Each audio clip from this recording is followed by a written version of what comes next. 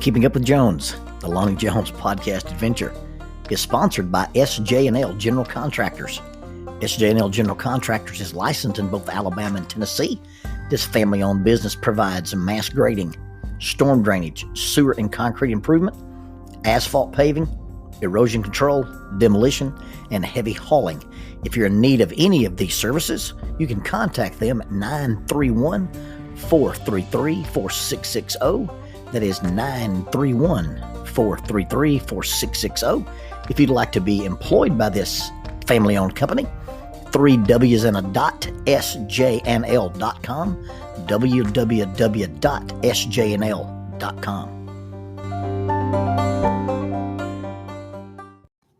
The old man lived in the Wooley Swamp way back in Boogerwood. He never did do a lot of harm in the world, but he never did do no good. People didn't think too much of him. They all thought he acted funny.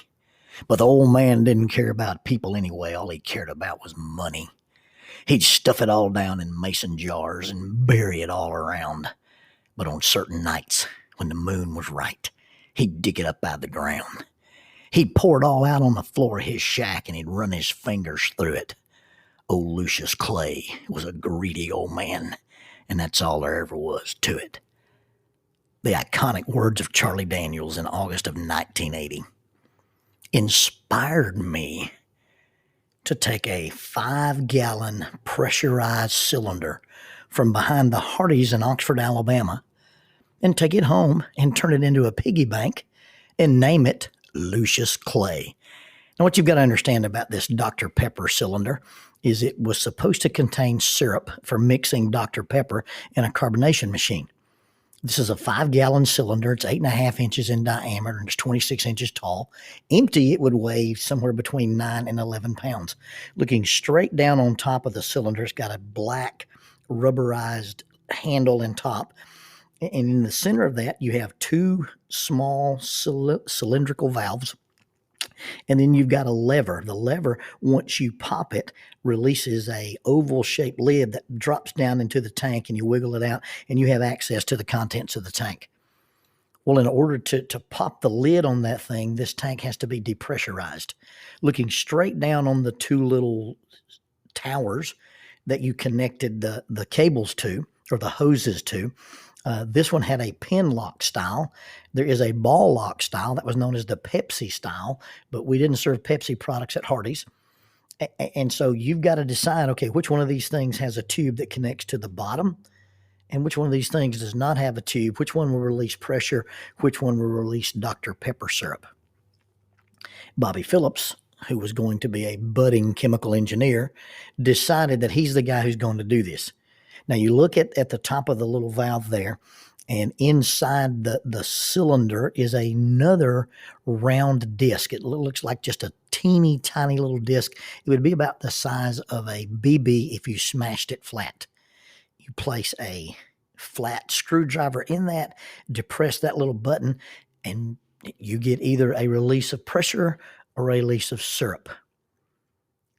The quintessential question in every bomb movie: the red wire or the blue wire? Which one of these towers is the pressure release valve and which one of these is the syrup release valve? Bobby Phillips, my budding chemical engineer friend, leans over the top of this thing, takes a flathead screwdriver and depresses the button. When the button is depressed, the screwdriver slipped into the mechanism and trapped itself. And while Bobby Phillips is looking straight down into this cylinder, Dr. Pepper syrup at 130 psi is released into his eye, onto his face, onto his forehead, knocking him backwards. And then this eruption of syrup goes to the top of my bedroom ceiling. That stain is still there. We release the screwdriver, the pressure stops. Resourceful young men that we are, we simply dig into the closet where we had our hiking stuff. Bobby Phillips dons a green army poncho, protects his face, and reasserts the screwdriver and releases the rest of the syrup. Now, it wasn't a full syrup can, but we did succeed in relieving the pressure from the tank, opened it up, washed it out, and I began to collect coins in it. Now, I'm under the assumption that the manager at Hardee's, Mr. Dobbins, who gave us permission to leave with the cylindrical pressurized tube, assumed that he had full legal right to do so because I still own this tube to this day. I've collected pennies and quarters and nickels and dimes in it. On one occasion, I kept at the very bottom underneath the coins a letter from my uncle EJ. I've opened it a couple of times and emptied it out. One time, I emptied it out to buy my first car, the fabled 1968 Chevrolet Impala named West Wind. The second time I emptied it out, well, it was empty when I was in college because I didn't have any money in it, but I stored snacks in it. I'd open up the oval-shaped lid, and I would store cookies and potato chips in the little small bags, and I would use those to bribe the RA of our dorm so he wouldn't give me any demerits on room check day. But once I got out of college and began to have a job, I began to fill it up with coins again. And at some point, I emptied it out and gave all the funds in it to Lonnie Beth when she left for college. And since that time, I've been taking the change out of my pockets, the change out of my truck, the change that I would just pick up here and there and drop them into Lucius Clay. If you were to fill him completely with quarters, he would weigh 175 pounds. I think I'm somewhere 3/4 of the way full. 1,000 quarters weighs 50 pounds. Plus or minus math, and I looked up several formulas, and there's some discrepancies in how guys do their math. But really, I think based on what I read, based on the cubic meters and the size of, if you had a perfect cylinder for your quarter, we're thinking 23,398 quarters would fit in this tank.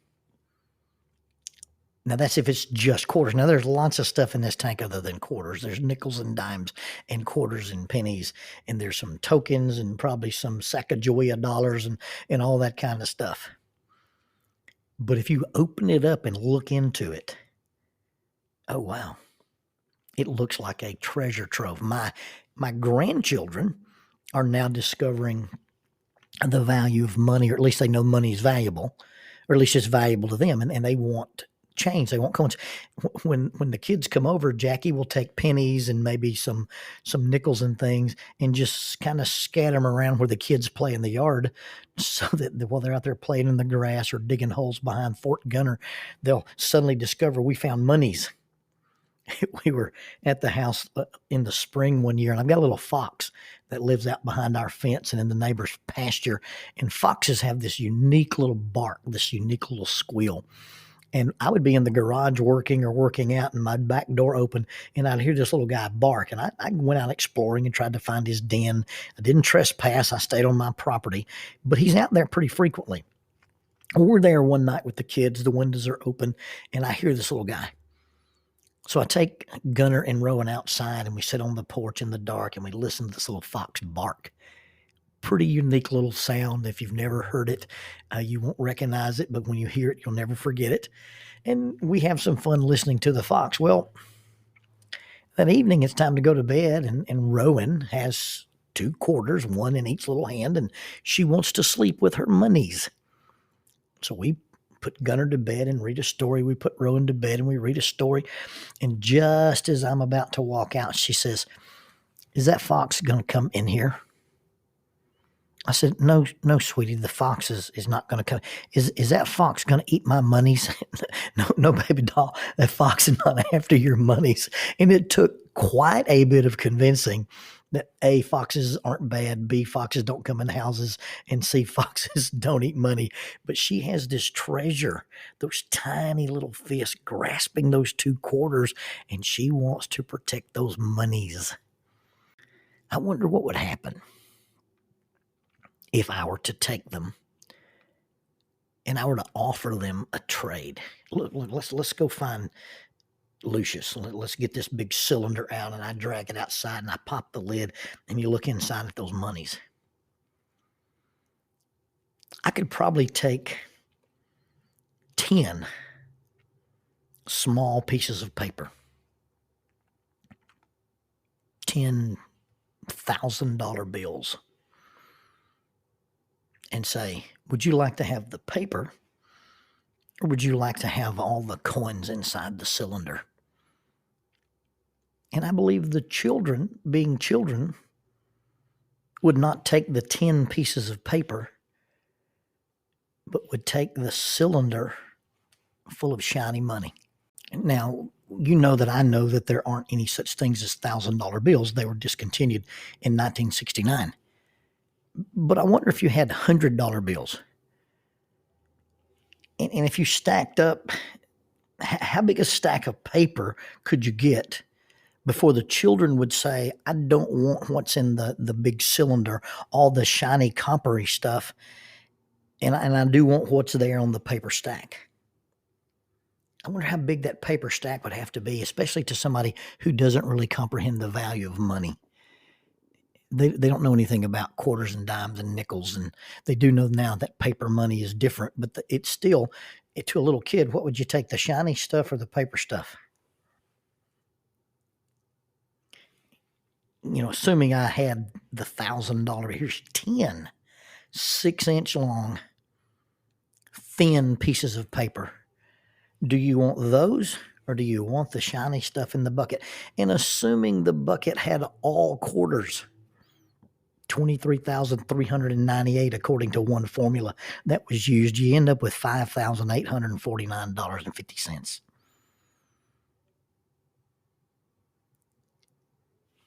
You look at the apparent value, the shiny, the substance, the heaviness. 5 gallons of quarters weighs 175 pounds. That's got to be more valuable than these 10 little loose pieces of paper. And yet somebody who doesn't comprehend true value, somebody who doesn't understand what it's really worth, would trade the paper money and take the contents of Lucius Clay, the greedy old man. I wonder how many times we get distracted by that which is shiny and that which to all appearances has more substance. It feels heavier. It feels weightier. This is more solid than that. And how many times do we, like little kids, or even Lucius Clay, get greedy and decide to take what looks more valuable? And in truth, we don't really understand what something is worth. We don't really understand true value. What are you trading? Time at work or time at home? What are you trading? Time looking at that device? And it doesn't have to be a phone or an iPad. It can be a TV screen too. Or looking at somebody's face. What are you trading? And what has real substance? What has real value?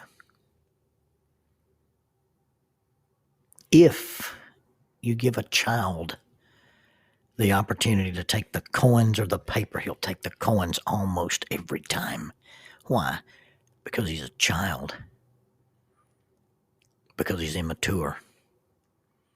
Now, you go back to the Charlie Daniels song, and it's interesting, as I was going to talk about Charlie Daniels' song, the way I heard the song was the old man lived in the Wooley Swamp way back in Booger Wood. The Cable Boys was white trash. They lived over on Carver's Creek. They were mean as a snake and sneaky as a cat. I looked up the lyrics, and it actually says that the old man lived in the Wooley Swamp way back in Gurgling Woods, and it was the Creighton Boys and Parvis Creek. Now, I've listened to the song several times before doing this podcast and never heard those actual words. The lyrics seem to be different than the recording, but that's for another day. as you listen to the end of that song, they find Lucius Clay in the back of his shack with money. And they beat the old man. They pick him up off the ground. And they threw him in the swamp. And they stood there and laughed as the black water sucks him down. And then they run. And as they run into quicksand. And they struggle and they scream and they couldn't get away. And just before they went under, they could hear that old man laughing in a voice as loud as thunder. And I wonder if it doesn't happen to us that way. When we make those foolish choices, when we choose what we want now rather than what we want most, when we choose what looks substantive, when we choose what looks more valuable, we choose what looks like it has more worth. And see, the children choose the shiny and the heavy, not the paper, because they don't understand true value. And when we get caught up in that, and we pick the things that are temporary over the things that are eternal, and we pick up the money and we run, I wonder when we make those foolish trades, do we not hear a voice laughing at us? And it's not some spooky old man in a Charlie Daniels song, but it's the father of bad trades. It's the father of bad deals. It's the father of lies. That first lie, that first bad trade, it didn't happen in the middle of a woolly swamp. It happened in the middle of a beautiful garden. It happened right smack dab in the middle of paradise. And to modify the iconic ending of Charlie Daniels' song, now that's been 50 years ago, and you can go by there yet.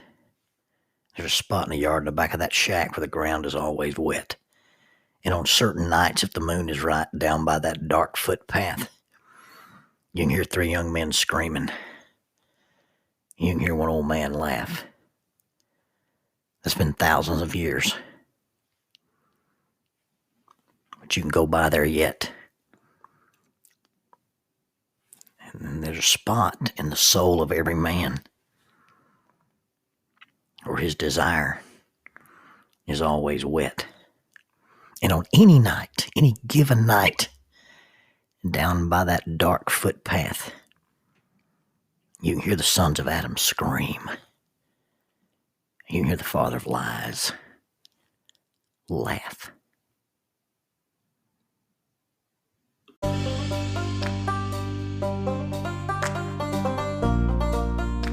All this talk of coins made me think of our good friends at Walt Barty Coins and Bullion. Jared Bentley down there will definitely give you a good investment for your paper money. He deals in bullion, gold, silver, Krugerrands. Give Jared a call at Walt Barty Coin and Bullion, 256-883-9004, 256-883-9004, or use their 800 number, 1-800-608-6052. That's 1-800-608-6052. Walt Barty Coins and Bullion, a sponsor of Keeping Up with Jones, the Lonnie Jones podcast adventure.